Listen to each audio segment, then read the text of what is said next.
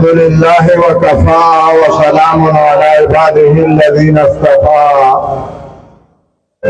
أما بعد، فقال الله تعالى في كلام المجيد وفرقانه الحميد: الذين آمنوا يقاتلون في سبيل الله والذين كفروا يقاتلون في سبيل الطاغوت فقاتلوا أولياء الشيطان إن كيد الشيطان كان ضعيفا. صدق الله مولانا العظيم وبلغنا رسوله النبي الكريم ونحن على ذلك من الشاهدين والشاكرين والحمد لله رب العالمين. إن الله وملائكته يصلون على النبي يا أيها الذين آمنوا صلوا عليه وسلموا تسليما. اللهم صل على محمد وعلى آل محمد كما صليت على إبراهيم وعلى آل إبراهيم إنك حميد مجيد وبارك وسلم عليه.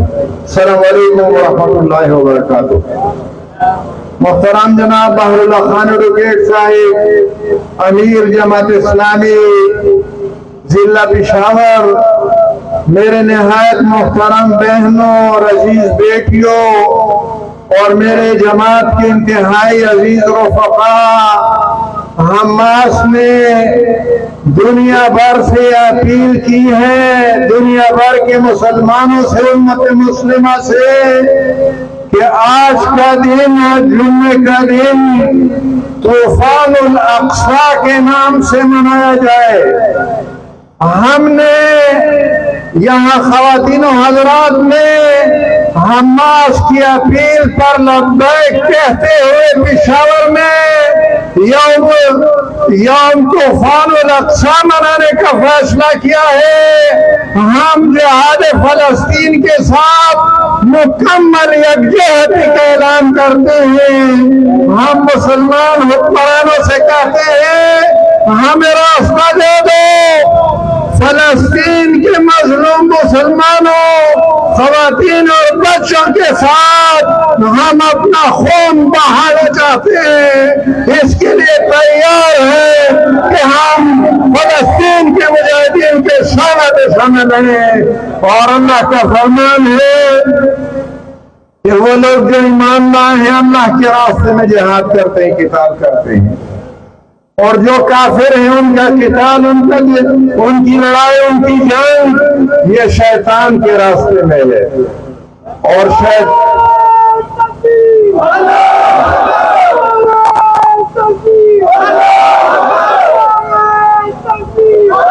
شیطان کی چال نہایت کمزور ہے. شیطان کی چال میں کی کھائے گا.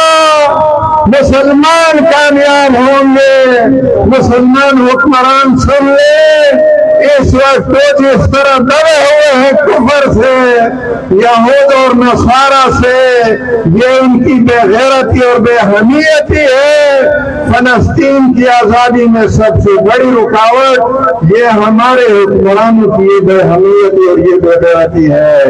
اگر ان میں غیرت پیدا ہو جائے، ایک دن کے لیے بھی یہودی فلسطین پہ قابل نہیں رہ سکتے. فلسطین کا قبضہ چھڑانے کے لیے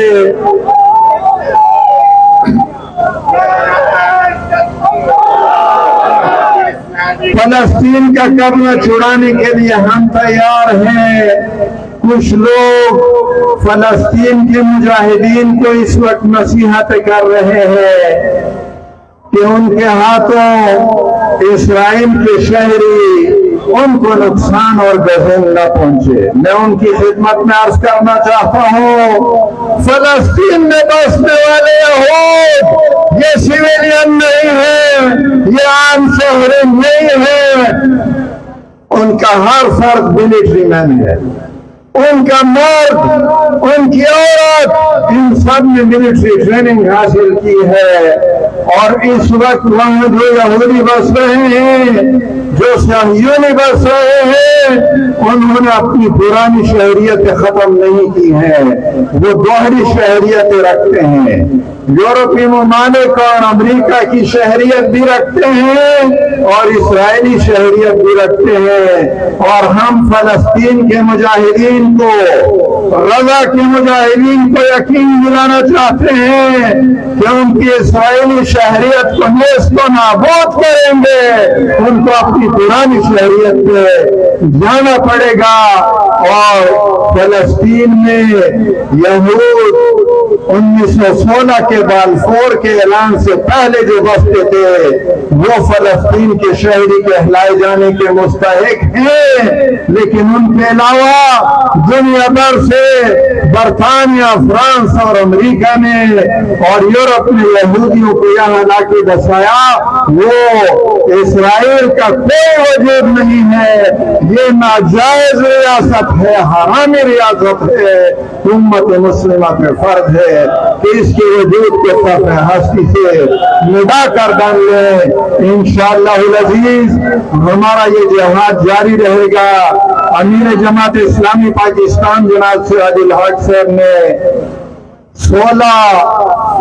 15 اکتوبر تک کشمیر فلسطین کے مجاہدین کے ساتھ یکجہتی کا ہفتہ منانے کا اعلان کیا ہے، لیکن ہمارا یہ جہاد اس کے آگے بھی جاری رہے گا۔ جس طرح خدمت فاؤنڈیشن کے بارے میں اعلان ہوا، ان کی مدد جا چکی ہے، روانہ ہو چکی ہے، اور انشاءاللہ العزیز ہم ہمارے راستے میں کوئی بھی رکاوٹ نہیں بن سکے گا انشاءاللہ۔ جس طرح ایران نے اعلان کیا ہے ہم اپنے قرآنوں کو مجبور کریں گے، مجبور نہ ہوئے تو انشاءاللہ ہم اس جہاد کے لیے آگے بڑھیں گے۔ اللہ تعالیٰ سے میری دعا ہے فلسطین کے شہداء کی شہادتوں کو اپنے دربار میں قبول فرمائے، فلسطین کے مجاہدین کا حامی و ناصر ہو۔ وآخر دعوانا الحمدللہ۔